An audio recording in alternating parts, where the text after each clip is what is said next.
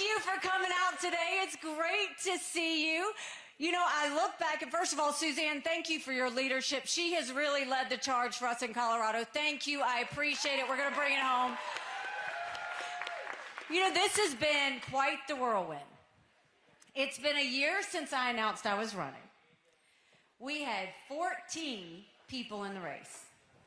I defeated a dozen of the fellas. I just got one more fella I got to catch up to. You know, we'll have a lot to talk about today. The first thing I want to talk about is, you know, we're going to talk about the state of Colorado, because the reason I'm concerned is I came from Michigan, where in 2012 they were a beacon of light. They were winning races up and down the ticket. They had passed a right-to-work law. Everybody was looking at Michigan. And when I was there this week, they've lost the governor's mansion, they've lost the state house, they've lost the state senate since Donald Trump was president. Then we went to Minnesota. Same thing. They lost the governor's mansion, they don't have the state house, they don't have the state senate, and they're feeling everything go the other way. Now I'm in Colorado, and I'm looking at the fact that no Republican has gotten over 45% statewide since Donald Trump was president. I want you to keep that in mind as we talk about things. I want to talk about policy first and how it's going to affect you every day, and then we're going to get into the politics. Because you're feeling this like no one else, Colorado especially. We are $34 trillion in debt. We're having to borrow money just to make our interest payments. China owns some of that debt. For the first time, we're spending more money in interest payments than we are in our defense budget. Do you know who loves that? Russia, China, and Iran. I would love to tell you that Joe Biden did that to us. But I've always spoken in hard truths, and I'm going to do that with you today. Donald Trump and our Republicans did that to us too. You go back and you look at that $2.2 trillion COVID stimulus bill that they passed with no accountability. It expanded welfare that's now left us with 80 million Americans on Medicaid, 42 million Americans on food stamps. That's a third of our country. Donald Trump put us $8 trillion in debt in just 4 years, more than any other president. And did Republicans try and make it right? No. They opened up pet projects and earmarks for the first time in 10 years, pushing through 7,000 of them last year. In the 2024 appropriations budget, Republicans put in $7.4 billion worth of pet projects and earmarks. Democrats put in $2.8 billion. Now you tell me who the big spenders are. All while 1 in 6 American families can't afford their utility bill. 60% of Americans are living paycheck to paycheck. 50% of American families can't afford diapers. Don't you think it's finally time we had an accountant in the White House?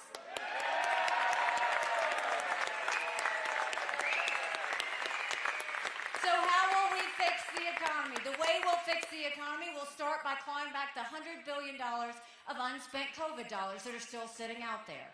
Instead of 87,000 IRS agents going after middle America, let's go after the hundreds of billions of dollars of COVID fraud. 1 out of every $7 was spent fraudulently. If 8% of our budget is interest, quit borrowing. Cut up the credit cards. You have to balance a budget every day. I had to balance a budget as governor. Why is Congress the only group that refuses to balance a budget?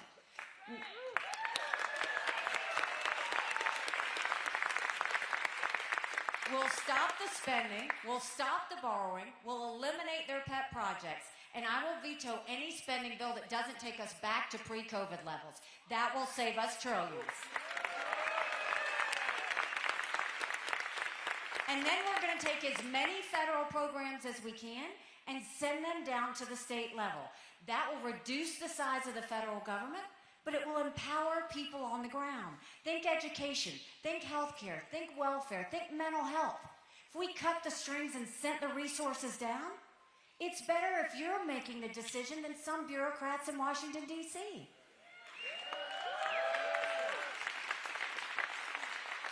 And then we're watching the rich get richer and the poor get poorer. We have to open up the middle class. That's why we'll cut taxes on the middle class and simplify the brackets. We'll make sure that we eliminate the federal gas and diesel tax in this country. And we will make small business tax cuts permanent. Small businesses are the heartbeat of our economy. We need to start acting like it. And you know, talking about Congress, you know, Congress only has one job, and that's to give us a budget on time. Keep in mind, they're talking about a shutdown again this week. Do you know Congress has only given us a budget on time 4 times in 40 years? 4 times in 40 years. You know what I say about that? You don't give us a budget on time, you don't get paid, period.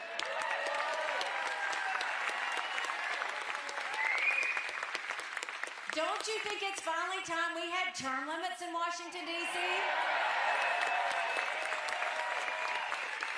Don't you think we need to have mental competency tests for anyone over the age of 75? Now, I want to say this. I'm not being disrespectful when I say that. We all know people over 75 that can run circles around us. And then we know Joe Biden. Congress has become the most privileged nursing home in the country.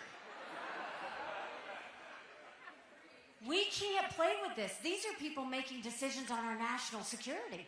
These are people making decisions on the future of our economy. We need to know they're at the top of their game. And then let's talk about the border.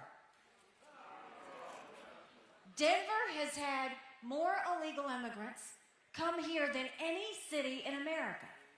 Per capita. It is unbelievable what is happening. I can't believe this is the United States of America. When I was governor of South Carolina, we passed the toughest illegal immigration law in the country. President Obama sued us over it, and we won.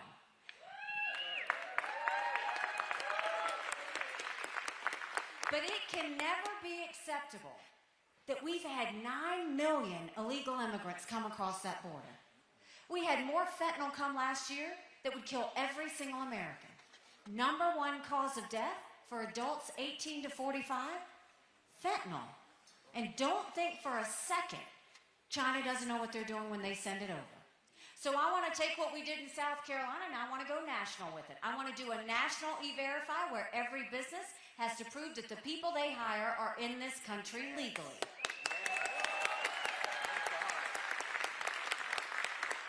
Let's defund sanctuary cities once and for all. No more safe havens in America.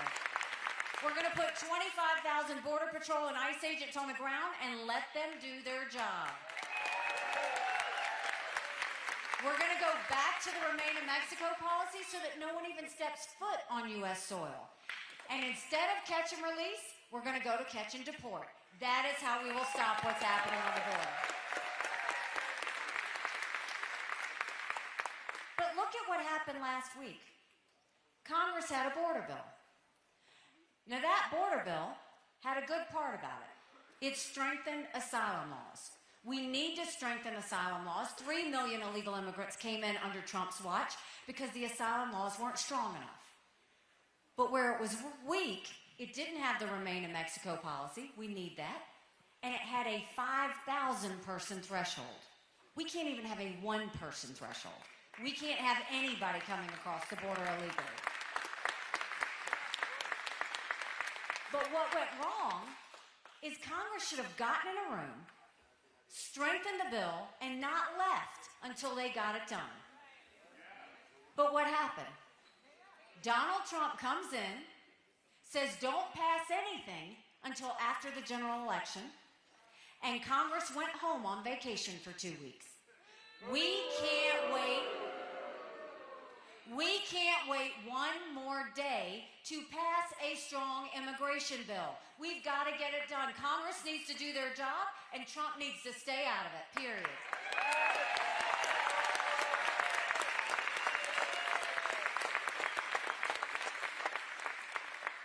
So, I grew up in rural South Carolina.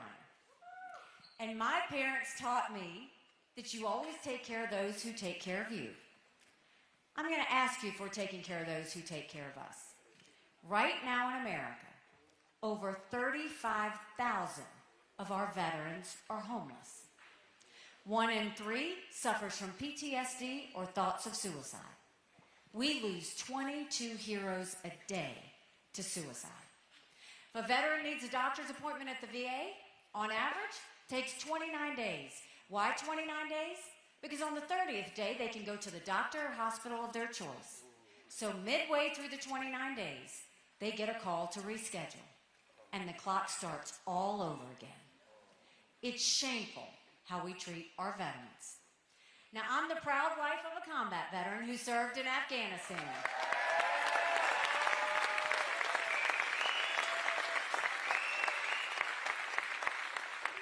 And when Michael came home to us, that was a lot of prayers answered.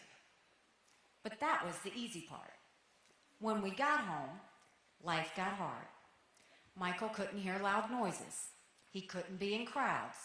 Life had passed him by for the year that he was gone, and the transition was tough.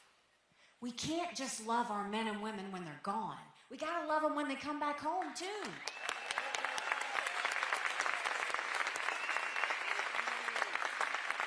Let's do better than just a 2-week transition. Let's take care of them for the long haul. And that means telehealth, so we can get them the mental health care they need right when they need it. Let's let them go to the doctor or hospital of their choice. They've earned that right.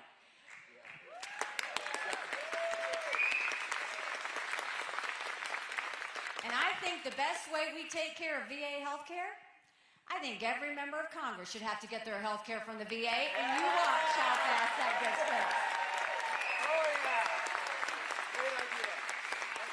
It'll be the best health care you've ever seen, guaranteed. Speaking of our military, let's talk about national security. The world is on fire, literally. We've got a war in Europe. We've got a war in the Middle East. We've got North Korea testing intercontinental ballistic missiles capable of hitting the U.S. You've got China doing cyber attacks on our infrastructure. And now we've got Russia doing blinding satellites, so we can't see anything coming in or what they do. But make no mistake, none of this would have happened had we not had that debacle in Afghanistan. The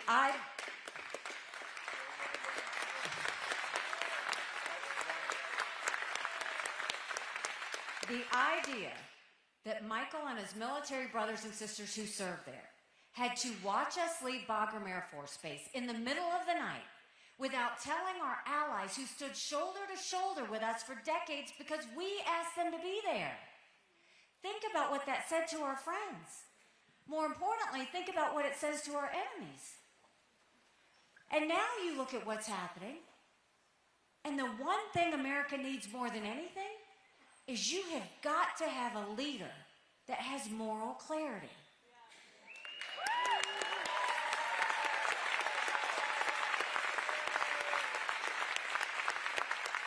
You've got to have a leader that knows the difference between right and wrong and the difference between good and bad.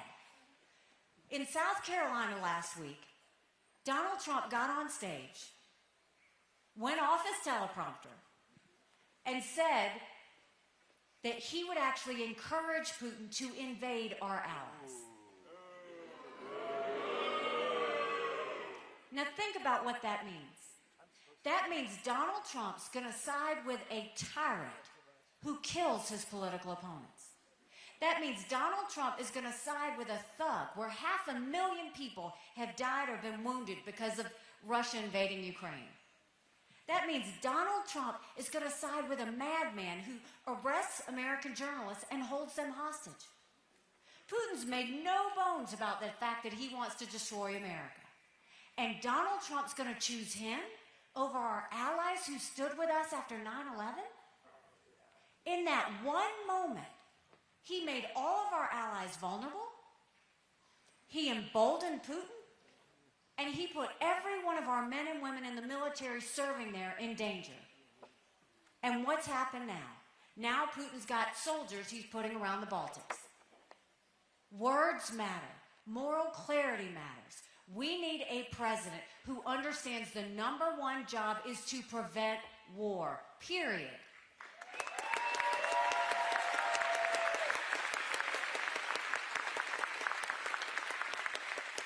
Believe Putin when he says, once he takes Ukraine, Poland and the Baltics are next. Those are NATO countries that immediately puts America at war. This is about preventing war. Now, I will always say we shouldn't give cash to any country, friend or enemy, because you can't follow it. You can't hold it accountable. But if Ukraine needs the equipment and ammunition, if that's 3.5% of our defense budget, that's it, and that prevents war, give it to them.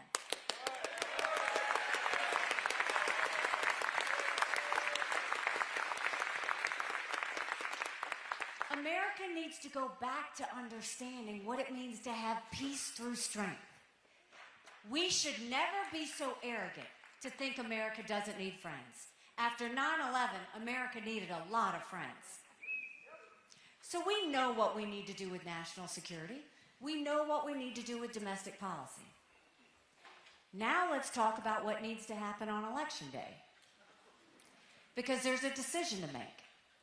We can either go with more of the same, or we can go with something new.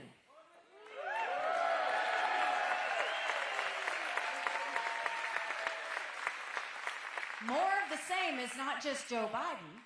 More of the same is also Donald Trump. And just look at what he's done recently. After we got through Iowa, we came to New Hampshire. He said we'd lose by 35 points. We got 43 points. And he was so unhinged that I got 43 points that he threw a temper tantrum on stage. Literally. All he did was talk about revenge. And my dress. Then the next day he says anybody that supports her is barred permanently from MAGA.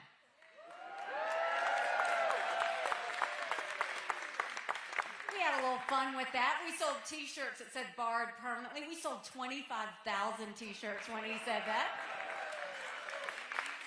But think about what he said in that moment. When you're running as President of the United States, your job is to bring people into the fold, not push them out of your club. And then he went a step further the next day and tried to push the RNC to name him the presumptive nominee. We don't anoint kings in America. We have elections. We give people choices.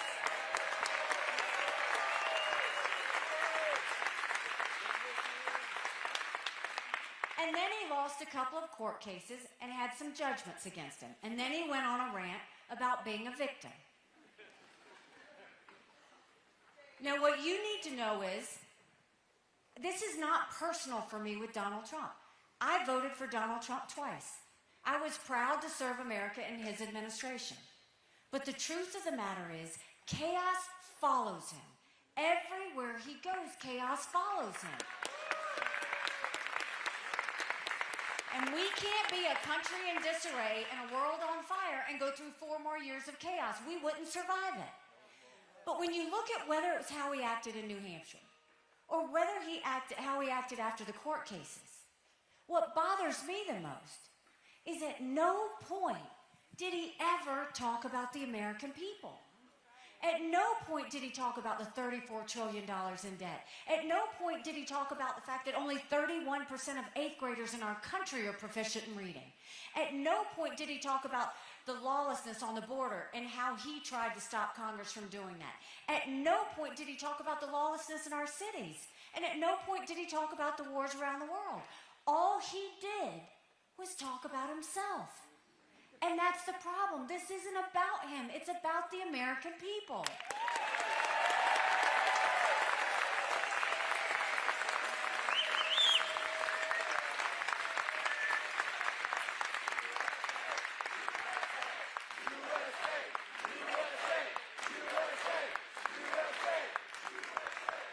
And if states like Colorado and Michigan and Minnesota want to start winning again, you have to have somebody on the ticket that can win a general election. And look at all the polls. First of all, let's look at all the early states. In every one of the early states, yes, did Donald Trump win? I give him that. but he lost 40% of the vote. You can't win a general election if you can't get 40% of Republican primary voters. You just can't. But more than that, look at the polls. Don't listen to me. Look at the polls. Marquette poll came out last week. In most of the polls, he's down by 5. He's down by 7.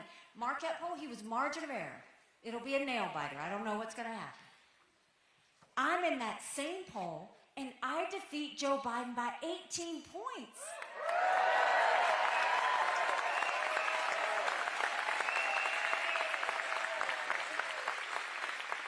That means that's bigger than the presidency. That's House, that's Senate, that's governorships, that's school boards. That's a complete change for our country. But more than that, you win by double digits, then that's going into D.C. with a mandate to stop the wasteful spending and get our economy back on track. A mandate to get our kids reading again and go back to the basics in education. A mandate to secure our borders with no more excuses.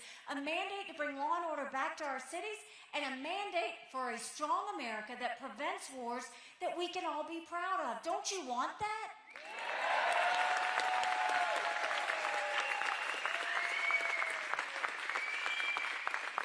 Because we could have that. But in order to have that, it's going to take a lot of courage. Courage from everybody here. Courage for me to run. And courage for every one of you to know. Don't complain about what happens in a general election if you don't vote in this primary. It matters.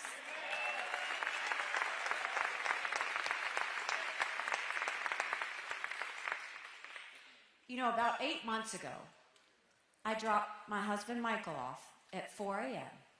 for another year-long deployment. And I watched him and 230 soldiers pick up their 2 duffel bags of belongings to go to a country they've never been, all in the name of protecting America. They're willing to sacrifice their lives and their families because they still believe in this amazing experiment that is America. So if they're willing to sacrifice for us there, shouldn't we be willing to fight for America here? You're damn right.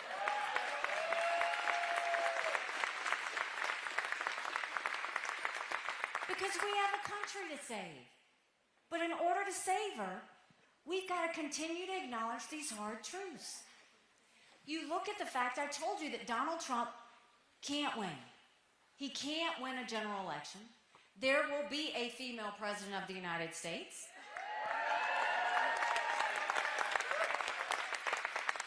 The hard truth is it's either going to be me or Kamala Harris.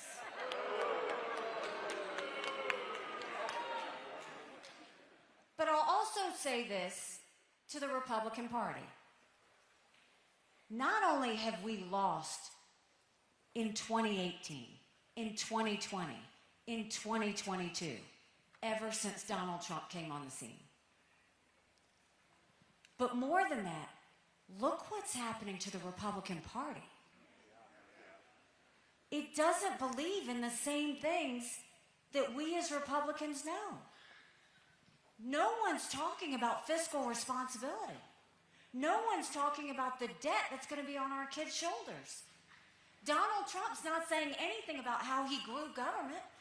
He's not talking about how he would shrink it, how he would cut, how he would do anything. You don't even hear the Republicans talking about stopping the earmarks. They started them.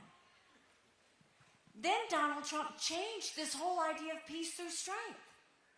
Now, instead of leaning in and wanting as many allies as we can so we can be protected, he's stepping away from everyone and wanting America to be in a bubble. That only puts us further into war, not out of war. And then we're seeing him take over the Republican National Committee. You look at the fact, this has never happened before. He's going to put his daughter-in-law as chair, his campaign manager to run it, before the primary's even over. But more than that, the RNC was always about winning races up and down the ticket.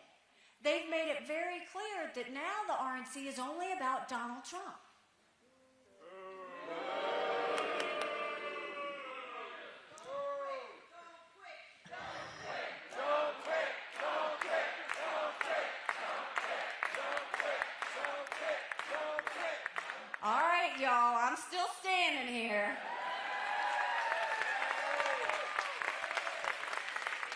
But then they put a resolution down that says we want to make sure the RNC doesn't use any of its funds to pay for Donald Trump's personal legal bills.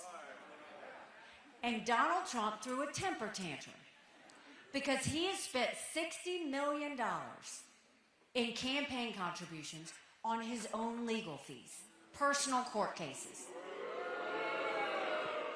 Now, I will say this to you.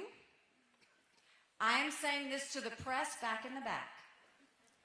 If there is a resolution on whether the RNC funds are going to pay for legal fees, we deserve to see how every national committeeman votes on that resolution.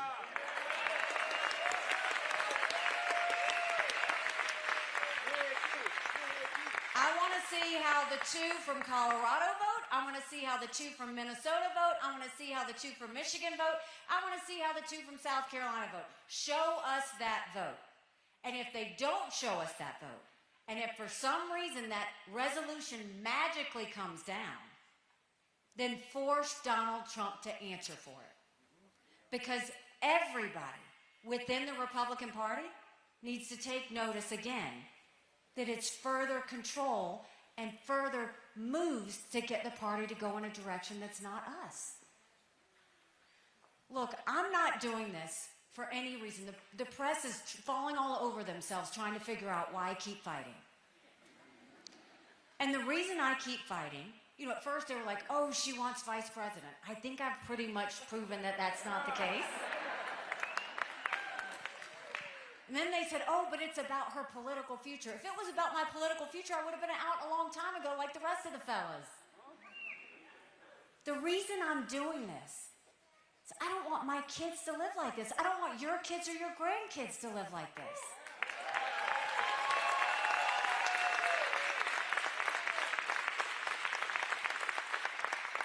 Look at what they've been through. They went through COVID.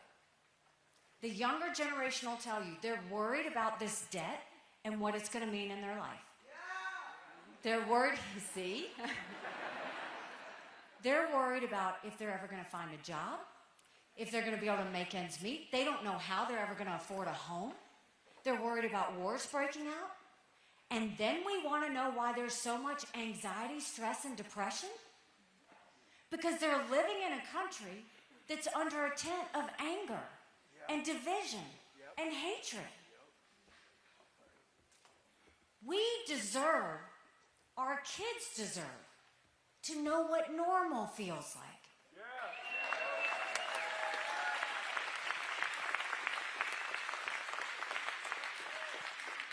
Imagine a country where you can sit at the dinner table with your family and not have a political fight. Imagine a country where you can go to work and say what you need to without worrying about being demoted. Imagine a country where we can strongly disagree, but we don't have to hate each other.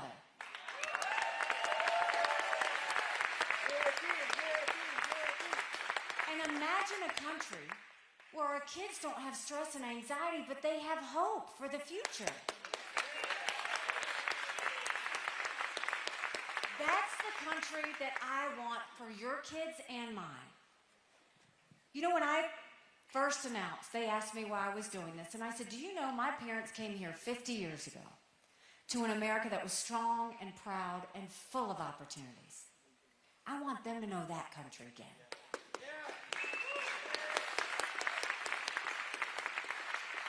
I'm doing this for Michael and his military brothers and sisters. They need to know their sacrifice matters. They need to know that we love our country. We love you, Michael! I'm doing this for my daughter who just got married, and I saw how hard it was for her and her husband to buy a home. The average home buyer in America now is 49 years old. The American dream is leaving them. And I'm doing this for my son, who's a senior in college, and I am tired of watching him write papers of things he doesn't believe in just to get an A. That's not us. That's not America.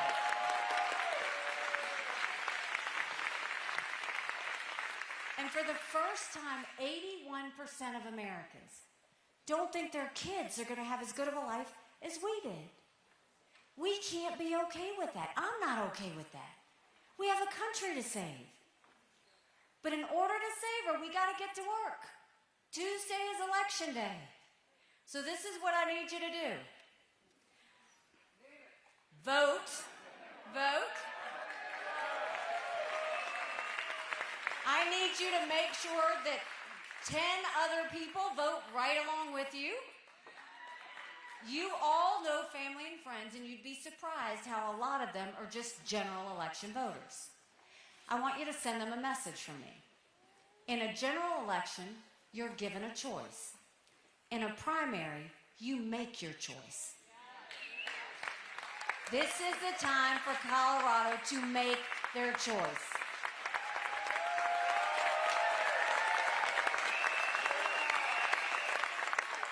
So let's get to work. Take a yard sign, call your friends, text your family, email everybody you know, and let them know that there is hope out there, but they've got to do their part. And I will promise you this. I will take the cuts. I will take the bruises. I will take the pain. Because I believe sometimes you have to go through the pain to realize the blessing. But in order to realize the blessing, all I'm asking is that you join me in this. And if you do, my promise to you is our best days are yet to come. Thank you very much, Colorado. God bless you. Thank you. Thank you so much. Thank you.